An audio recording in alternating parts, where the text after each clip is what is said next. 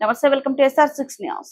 హన్మకొండ జిల్లా ఎలకతుర్తి మండల కేంద్రంలో రైతు వేదికలో రైతులకు రెండవసారి రుణమాఫీ 1,50,000 సీఎం బటన్ నొక్కగానే రైతుల ఖాతాలోకి జమవుతున్నదని, ఈసారి 7,000 కోట్ల ద్వారా 6.5 లక్షల మంది రైతులు లబ్ధి పొందుతున్నారని, ఈ కార్యక్రమంలో వ్యవసాయ అధికారులు, రైతులు, కాంగ్రెస్ నాయకులు, కార్యకర్తలు పాల్గొని హుస్నాబాద్ నియోజకవర్గం కాంగ్రెస్ పిసిసి అధ్యక్షులు అశోక్ రెడ్డి మాట్లాడుతూ అన్ని గ్రామాలలో రైతులు సంబరాలు చేసుకుంటున్నారని, అనంతరం సంతాజు మాట్లాడుతూ సోనియా గాంధీ, రాహుల్ గాంధీ, తెలంగాణ ముఖ్యమంత్రి రేవంత్ రెడ్డికి కృతజ్ఞతలు తెలిపారు.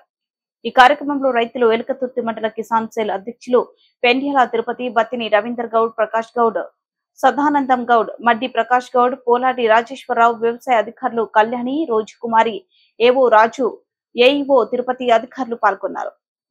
ప్రతిపక్షాలకు చెంపపెట్టుగా వ్యవసాయం పండుగ నేల నిర్ణయం తీసుకొని మరి గౌరవ ముఖ్యమంత్రి గారు, మంత్రివర్గ సహచరులు, మన మంత్రి పొన్నం ప్రభాకర్ గారి నేతృత్వంలో ఈ రాష్ట్రం లోపల అనేక కార్యక్రమాలు, ఒక మహిళలకైతేనేమి, ఒక రైతులకైతేనేమి అనేక కార్యక్రమాలు, మరి రైతాంగాన్ని ఆదుకోవడానికి, మహిళలను ఆదుకోవడానికి అనేక విధాలుగా ఎన్నో కార్యక్రమాలు చేస్తూ ఉంటే మరి ప్రతిపక్షాలు ఇది సాధ్యమేనా అని చెప్పి ఎన్నో మాటలు మాట్లాడినా కానీ దీన్ని ఆచరణ సాధ్యంలో పెట్టి ఈరోజు రైతాంగానికి మళ్ళీ ఈ అప్పులు తీసుకొని మళ్ళీ ఈ అప్పు మాఫీ చేయంగా కూడా మళ్ళీ వెంటనే రైతులను ఆదుకోవాలని చెప్పి బ్యాంకర్లను ఆదేశించి మరి రైతులను ఆదుకోవడానికి అనేక కార్యక్రమాలు తీసుకోవడం జరుగుతుంది.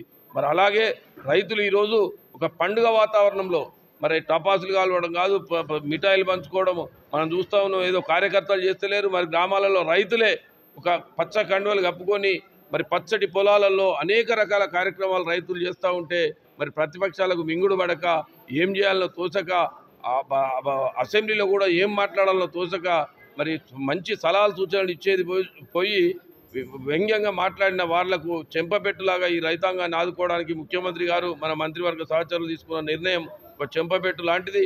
ఇది ఒక చరిత్రాత్మకమైన నిర్ణయం.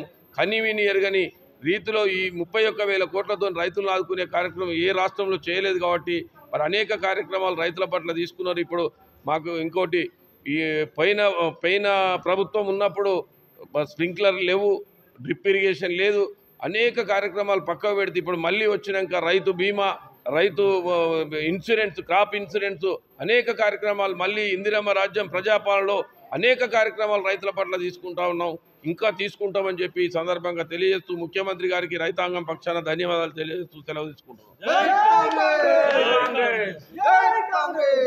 మధ్యతరగతి నిరుపేదలకు ఈ కాంగ్రెస్ ప్రభుత్వం అండగా అనేది ఇప్పుడు ఇది రుణమాఫీ ద్వారా తెలిసిపోయింది.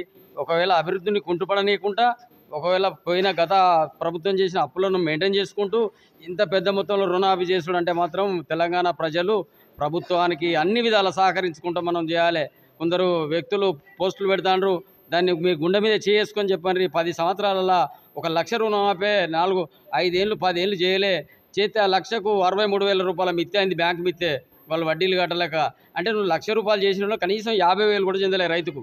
కానీ ఇలా ఏం తిరిగిన 2 లక్షల వరకు ఒక్కొక్క రైతుకు చెందుతాయి. కాబట్టి ప్రభుత్వానికి మనం అందరం రైతుల పక్షాన సంపూర్ణంగా సహకరించి మనం మీ ఆత్మ పరిశీలన చేసుకొని ప్రశ్నించాలని కోరుతూ సెలవు తీసుకుంటున్నాం.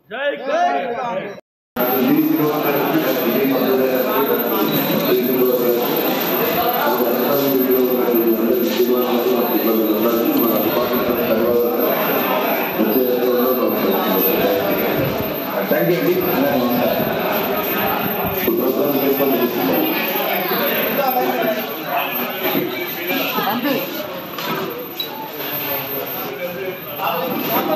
you.